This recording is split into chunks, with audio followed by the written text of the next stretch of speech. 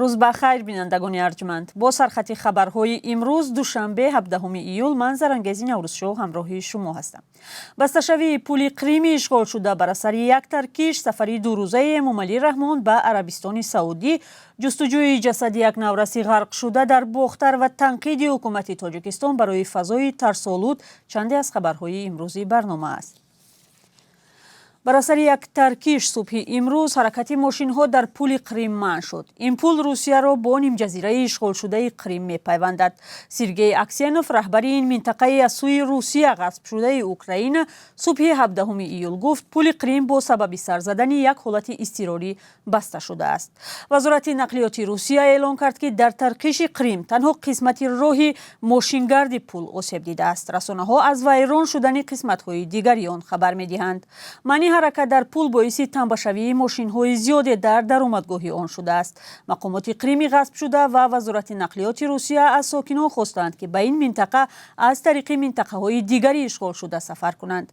شبکه تلگرامی بازا و 112 با تکیه به منبع های خود نوشتند که در ترکیش ماشین در پل کریم 2 عضو یک عائله از ولایت بلگراد فوتیدند.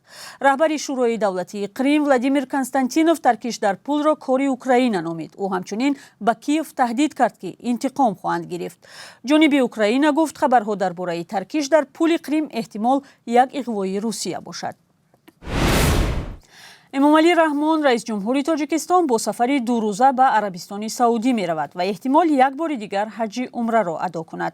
عبدالفتاح شریفزاده سخنگوی پرزیدنت به رادیوی آزادی گفت امامعلی رحمان بعد از ظهر 18 ایول به سعودی پرواز می کند و سفر تا 19 ایول ادامه خواهد کرد. با گفته شریفزاده هدف از این سفر شرکت در سامیت نخستین سران دولت‌های عضو شورای همکاری کشورهای عربی خلیج و آسیای مرکزی است. قرار است این نشست روز 19 ایول در شهر جده عربستان سعودی برگزار شود. یک منبع در حکومت تاجیکستان به رادیوی آزادی گفت امامعلی رحمان و هیئت حکومت به شهر مکه هم سفر کرده مناسک حج عمره را ادا می‌کنند. با نوشته خدمات مطبوعاتی پرزیدنت امامعلی رحمان تا این دم 4 مرتبه حج عمره را ادا کرده است. طرفداران حکومت این کار او را یک نوع احترام به ارزش‌های دینی عنوان می‌کنند، ولی سازمان‌های حامی حقوق امامعلی رحمان را برای محدود کردن آزادی‌های دینی در داخل کشور تنقید می‌نمایند. حکومت تاجیکستان را برای ایجاد فضای ترس و هراس در کشور تنقید کردند.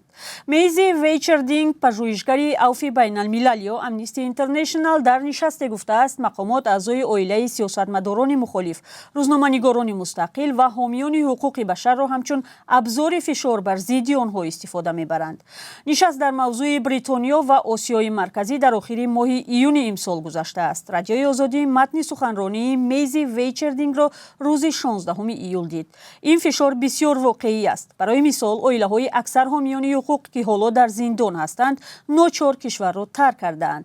به ناموس دختران، زنها و حتی مادران آنها تهدید تجاوز شده است. گفته است میزی ویچردینگ وی از کسی نام نبرده است.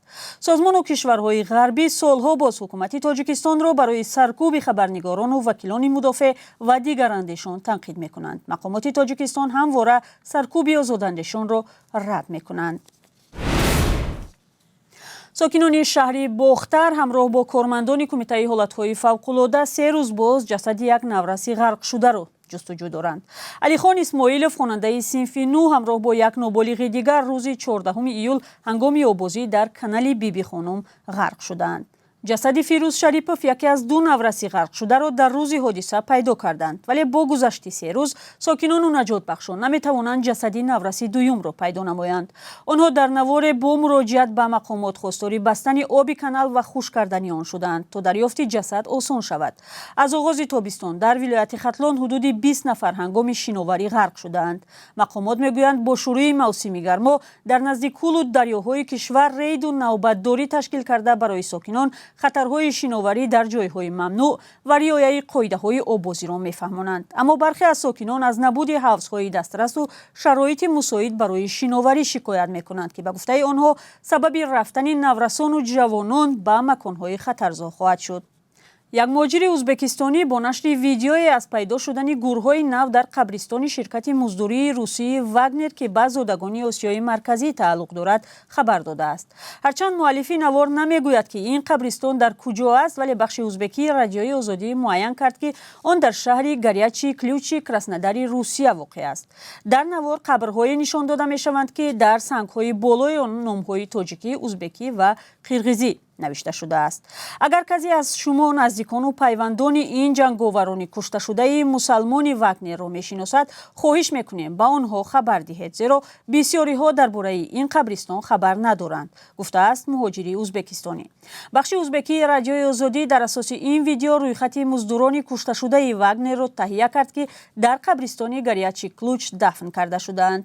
рӯзноманигори нашрияи The New York Times Кристиан Триберт моҳи марти имсол хабар дода буд ки теъдоди қабрҳо дар қабристони Вагнер дар Горячий Ключ якбора афзоиш ёфтааст.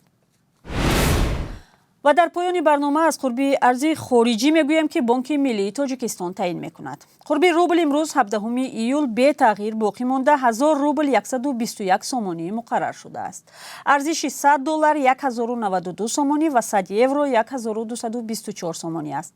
ин сархати хабарҳо буд. баъд аз 4 соат бо барномаи хабариву таҳлилии ахбори озодӣ ба хидмати шумо бармегардем.